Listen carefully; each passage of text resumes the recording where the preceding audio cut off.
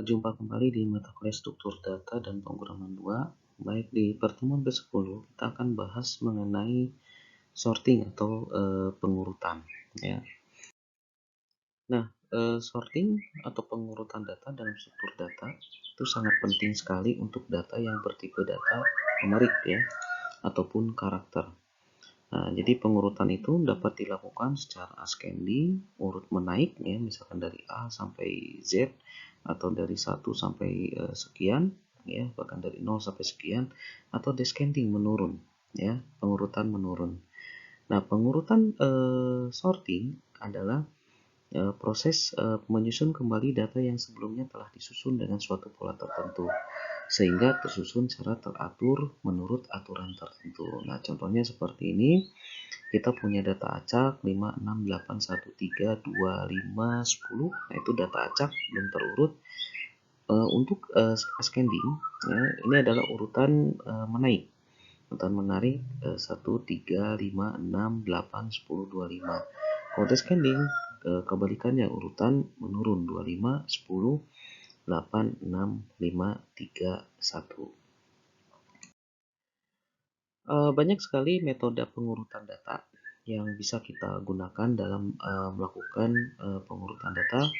Nah, di sini kita lihat berdasarkan kategorinya atau jenisnya, pengurutan berdasarkan perbandingan, comparison based sorting. Kita bisa menggunakan teknik atau algoritma bubble sort, kemudian exchange sort, ya. Kemudian pengurutan berdasarkan prioritas, priority queue sorting method. Kita bisa menggunakan selection sort, heap sort. Nah, ini menggunakan tree. Kemudian pengurutan berdasarkan penyisipan dan penjagaan terturut. Kita bisa menggunakan insertion sort, tree sort. Kemudian pengurutan berdasarkan pembagian dan penguasaan. Kita bisa menggunakan quick sort, match sort, ya. Kemudian pengurutan berkurang menurun, kita bisa menggunakan cell sort. Nah, ini metode pengurutan data yang ada di sini. Nah, ini memiliki kelemahan dan kelebihan. Tentunya nanti berdasarkan waktu ya, waktu yang digunakan dalam mengurutkan data yang sama. Nah, nanti akan dilakukan analisis manakah algoritma yang paling baik ya, bukan paling baik tapi yang memiliki waktu tercepat ya, waktu tercepat dalam melakukan pengurutan data terhadap data yang sama. Baik, ini ada deklarasi array. Ya, deklarasi array dalam pengurutan data ini kita akan menggunakan array sebagai sekumpulan data untuk dilakukan pengurutan. Nah, Anda bisa lakukan seperti ini untuk deklarasi array-nya. Dulu sudah kita bahas mengenai bagaimana penggunaan array ya. Nah, kita punya data 100 di sini, ya, punya array data, lengthnya atau elemennya banyaknya 100. Kemudian ini adalah untuk jumlah data. N itu adalah untuk jumlah data. Kemudian di sini ada fungsi dua tukar buah data, ya. Kita menukarkan dua buah data. Bagaimana data itu ditukarkan satu sama lain? Dalam menukarkan data kita butuh satu buah variabel tambahan. Ya, variabel tambahan misalkan di sini adalah T diisi dengan A, kemudian A diisi dengan B, kemudian B diisi dengan T. Ya. Baik, kita masuk ke sorting yang pertama. Algoritma sorting yang pertama itu adalah bubble sort. Nah, di mana bubble sort ini adalah metode sorting yang paling termudah, ya. Kemudian kenapa diberi nama bubble? Ya, karena proses pengurutan secara berangsur-angsur bergerak atau berpindah ke posisinya yang tepat, seperti gelembung yang keluar dari sebuah gelas bersoda. Ya. Kemudian bubble sort itu mengurutkan data dengan cara membandingkan elemen sekarang dengan elemen berikutnya. Oke, kita lihat di sini ya, bagaimana bubble sort itu bekerja. Nah, ini tergantung apakah nanti kita akan menggunakan pengurutan menaik atau menurun.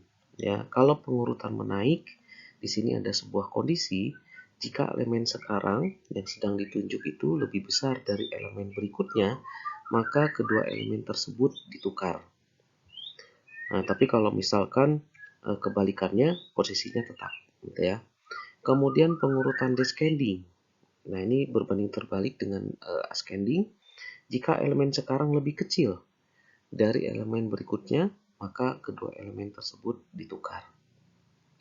Nah, algoritma ini seolah-olah menggeser satu persatu elemen dari kanan ke kiri. Kita mulai dari kanan ke kiri atau dari kiri ke kanan, tergantung pengurutannya ascending atau descending.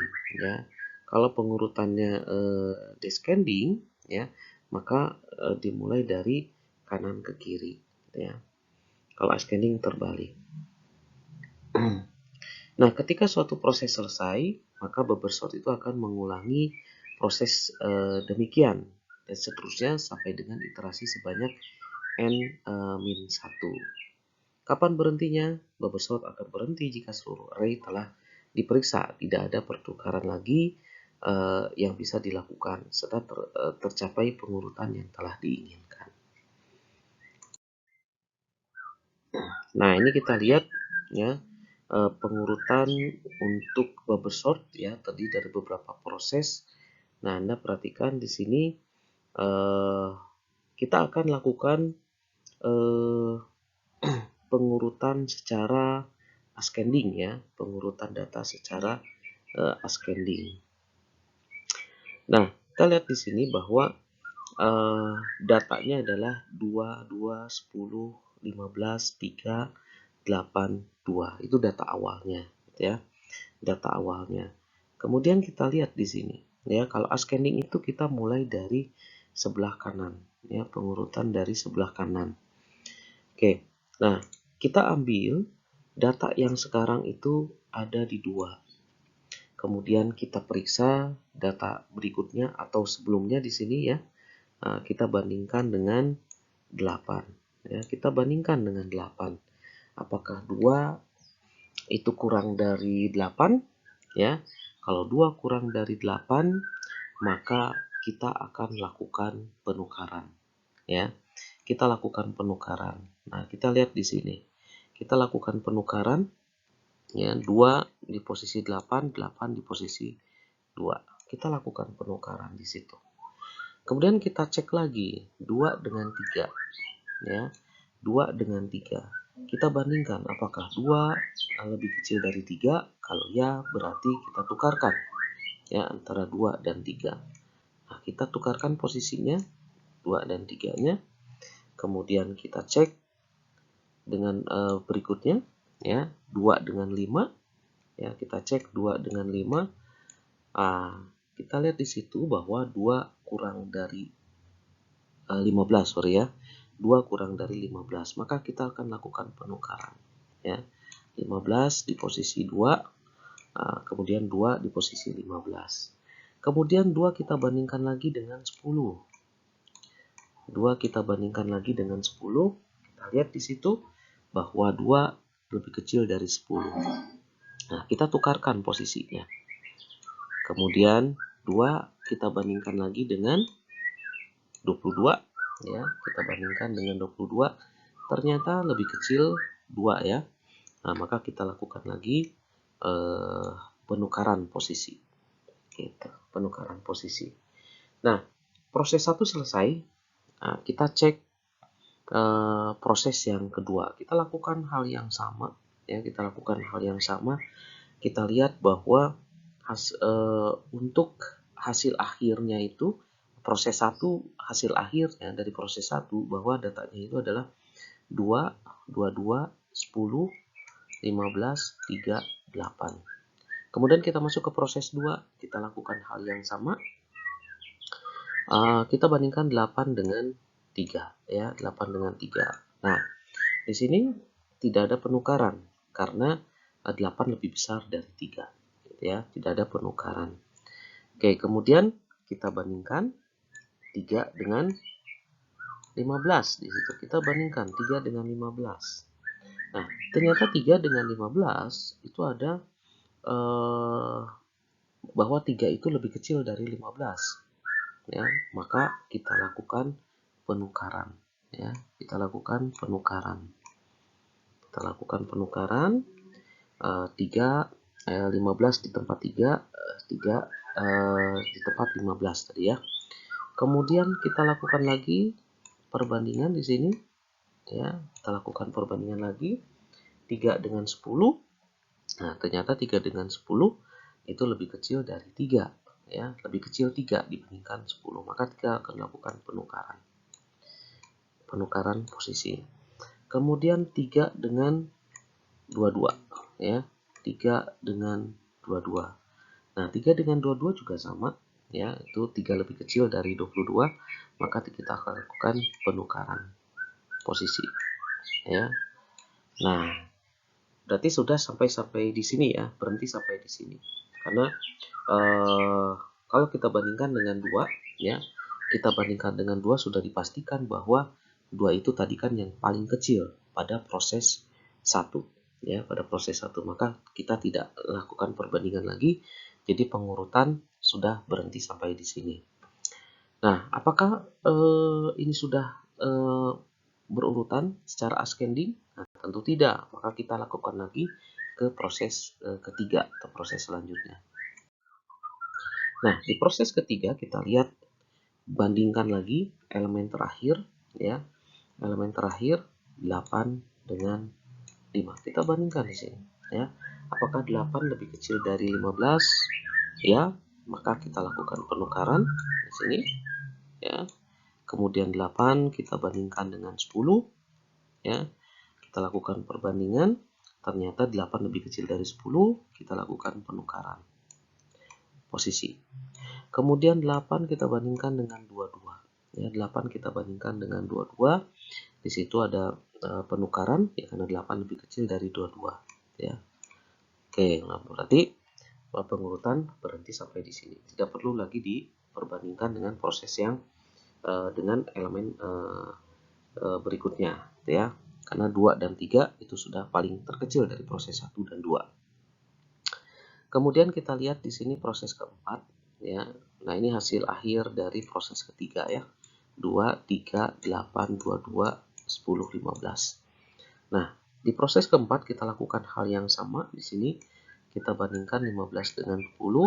Nah, di sini tidak ada penukaran, ya, karena 10 lebih kecil dari 15 atau 15 itu lebih besar dari 10, ya. Oke, kemudian 10 kita bandingkan dengan 22.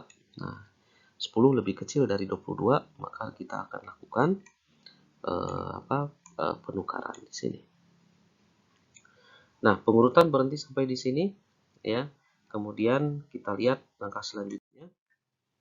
Nah, untuk selanjutnya kita akan cek lagi, ya. Ini adalah proses terakhir, ya. Proses terakhir, dengan di proses kelima itu data terakhirnya itu proses keempat itu data terakhirnya adalah 2, 3, 8, 10, 22, 15. Nah, kita bandingkan elemen paling akhir 15 dengan 22. Nah, 15 dengan 22 lebih kecil 15, maka kita lakukan penukaran, ya. Nah, pengurutan berhenti sampai di sini, gitu, ya. Karena tidak perlu diurutkan lagi, tidak perlu dilakukan pengecekan lagi karena sudah kita lakukan tahapan proses tadi, proses 1, 2, 3, 4, gitu, ya. Jadi untuk proses 5 hanya satu kali pengecekan. Nah, itu untuk yang bubble sort. Nah, ini adalah codingnya, ya, atau prosedurnya untuk bubble sort, ya. Nah, letaknya ada di sini untuk pengecekan apakah data itu lebih kecil atau lebih besar, ya, ascending atau descending, gitu, ya. Nah, Anda bisa lakukan penerapan dengan menggunakan array, ya. Nah, ini adalah sebuah kondisi, ya, sebuah kondisi untuk pengecekan apakah datanya itu lebih kecil dari data sebelumnya. Nah, ini adalah untuk pengurutan ascending. Nah, ini adalah untuk pengurutan descending. Kita akan lakukan pengecekan atau seleksi di situ. Nah, jadi dengan prosedur di atas, data terurut penaik atau ascending, untuk urut turun descending. Nah, ini Anda tinggal lakukan pengubahan di sininya aja, ya, di conditional if-nya, ya, untuk ascending dan descending. Kemudian exchange sort. Nah, ini sangat mirip dengan bubble sort. Jadi banyak yang mengatakan bahwa bubble sort itu sama dengan exchange sort. Perbedaannya dalam hal bagaimana membandingkan antar elemen-elemennya. Jadi kalau exchange sort itu membandingkan suatu elemen dengan elemen-elemen lainnya dalam array tersebut dan melakukan pertukaran elemen jika perlu. Nah, jika perlu ya. Nah, jadi ada elemen yang selalu menjadi elemen pusat. Nah, itu bedanya ya. Kalau di exchange sort itu ada namanya elemen pusat atau pivot ya untuk membandingkan dengan elemen berikutnya. Nah, sedangkan bubble sort akan membandingkan elemen pertama atau terakhir dengan elemen sebelumnya atau sesudahnya. Nah, kemudian elemen tersebut itu akan menjadi pusat atau pivot untuk membandingkan dengan elemen sebelumnya atau sesudahnya lagi, begitu seterusnya ya. Nah, kita lihat di sini simulasinya untuk exchange sort. Kita punya data 84, 69, 76, 86, 94, 91 ya. Kita akan lakukan pengurutan secara descending ya. Kita akan lakukan pengurutan secara descending. Anda perhatikan bahwa di sini sebagai pivot ya, itu adalah di bagian sebelah kiri ya. Itu ada di bagian sebelah kiri atau data awal. Itu adalah pivotnya ya. Pivotnya di situ. Nah, Anda lihat di situ bahwa untuk yang pertama kita lakukan pengecekan di sini ya, pivotnya adalah 84 ya. Nah, ini 84 pivotnya. Kita bandingkan dengan 69 ya. Kita bandingkan dengan 69, 84 banding 69, mana yang lebih kecil? Kita akan mencari yang pengurutan secara menurun ya, descending. Nah, berarti 84 itu lebih besar dari 69, berarti tidak ada pertukaran di situ. Kemudian yang kedua kita bandingkan ya, 84 dengan 76 ya. 84 masih lebih besar dari 76, maka tidak ada pertukaran. Kemudian 84 dengan 69. 86, sorry. Dengan 86. Nah, di situ ada pertukaran karena 86 atau 84 itu lebih kecil dari 86. Maka kita akan lakukan penukaran switch ya. Jadi 84 ke 86, 86 ke 84. Nah, jadi hasilnya seperti ini. Jadi 86, di sini 84-nya di sini. Nah, kemudian selanjutnya adalah kita bandingkan lagi 86 dengan 94 ya. 86 dengan 94. Nah, 94 lebih besar. Nah, itu ada pertukaran lagi. Jadi 94 di sini, 86 di sini ya. 86 di sini. Nah, kemudian kita lakukan lagi perbandingan ya. 94 dengan 91. Nah, 94 dengan 91 lebih besar 94, maka tidak ada pertukaran. Jadi posisinya tetap 94 dan 91. Nah, ini proses 1 selesai ya. Kemudian kita lanjutkan ke proses yang kedua. Proses yang kedua, pivotnya ada di elemen berikutnya. Ada di elemen berikutnya. Ini adalah pivot atau pusatnya, ada di sini. Ya. Nah, kita lakukan perbandingan lagi ya. 69 dengan 76. Nah, ternyata lebih besar dari 76, maka kita lakukan penukaran posisi. Ya, 76 dengan 69. Ya, penukaran posisi. Kemudian 76 kita bandingkan dengan 84. Ya, kita bandingkan dengan 84. Maka di situ ada penukaran karena 84 lebih besar dari 76. Oke, di sini ada penukaran. Kemudian 84 kita bandingkan dengan 86. Nah, di situ juga ada penukaran karena 86 lebih besar dari 84. Oke, kita lakukan penukaran 86 sini 84 ya. Kemudian 86 kita bandingkan dengan elemen berikutnya 91 ya. Nah, 91 juga di situ ada penukaran karena 91 itu lebih besar dari 86. Maka 81 kita tukar dengan 86. 91 86-nya di sini. Ya. Kita lakukan penukaran. Nah, ini adalah proses yang kedua, hasil akhir proses kedua 91, 69, 76, 84, 86. Kemudian proses yang ketiga, ya, pivotnya kita bergeser ke elemen berikutnya, ya, di indeks ke-1, ya, di indeks kedua, indeks kedua sebagai pivot pusatnya. Nah, sebagai pivot pusatnya kita lihat di sini 69, ya, 69 kita lakukan pengecekan dengan 76, ya. Nah, di situ lebih besar dari 76, maka kita akan lakukan penukaran.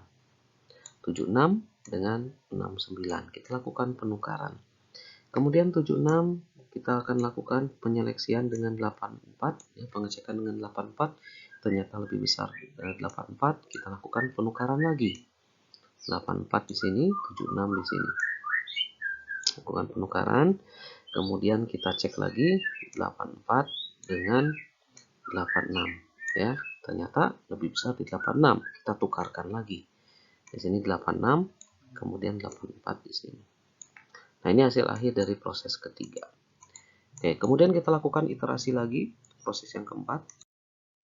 Nah, ini proses keempat, pivotnya ada di sini, ada di indeks ketiga, ya. Di indeks ketiga, ya, dari array ada di 69. 69 kita bandingkan dengan 76, ternyata lebih besar dari 76, kita lakukan penukaran. 76, 69. Kemudian kita bandingkan dengan 84, 76-nya, ya, 76 kita bandingkan dengan 84, ternyata lebih besar 84. Maka kita lakukan penukaran, ya, kita akan lakukan penukaran 84 dan 76. Kemudian proses kelima, ini belum selesai, ya, proses kelima pivotnya bergeser lagi, ya. Kita lihat di sini, ya, 69 kita bandingkan dengan 76, ya, ternyata lebih besar dari 76, ya, ternyata 76 lebih besar, ya, 76 lebih besar dari 69, maka kita akan lakukan penukaran 76, 69, ya. Nah, berarti sudah habis sampai proses ke-5, gitu ya, untuk yang exchange sort. Nah, berarti pengurutannya secara descending adalah 94, 91, 86, 84, 6 dan 6, 9, ya.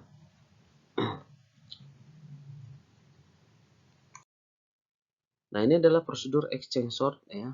Prosedur exchange sort, kita lakukan pengecekan di situ, ya. Nanti silakan Anda lakukan implementasinya di dalam bahasa C++, ya, menggunakan array, ya. Nah, ini adalah prosedur exchange sort. Jadi Anda tinggal terapkan saja dengan array yang di awal slide tadi yang kita bahas, ya. Oke, baik. Untuk penugasan, ya, dalam satu minggu ini, ya, dalam dua metode tadi, ya, di situ ada beberapa source yang bisa Anda gunakan, ya, untuk membuat sebuah implementasi, ya, prosedur-prosedur sehingga menjadi sebuah program utuh, gitu ya. Nah, tadi tipe datanya, array-nya tadi, ya, data 100, ya. Kemudian kita punya prosedur tukar, kita punya prosedur bubble sort, ya, bubble sort dengan menaik dan menurun. Kemudian kita punya exchange sort. Jadi silakan untuk minggu depan Anda lakukan